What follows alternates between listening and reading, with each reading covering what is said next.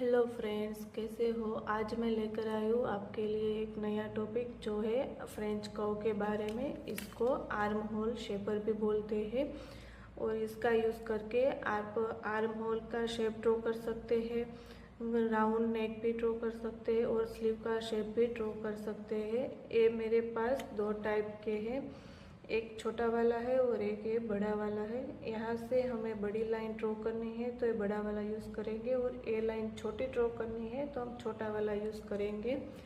ये दोनों सेम ही आता है, आप देख सकते हैं। एक कर्व दोनों सेम ही है, लेकिन सिर्फ यहाँ का थोड़ा डिफरेंट है। ये थोड़ा इतना बड़ा आता है और ये छोटा आता है। आप दोनों का यूज़ करके कोई भी शेप ड्रॉ कर सकते हैं। ऐसे ही और वीडियो के लिए मेरे पेज को फॉलो करें, मेरे यूट्यूब चैनल को सब्सक्राइब करें। Thank you, bye bye. Thank you, bye bye.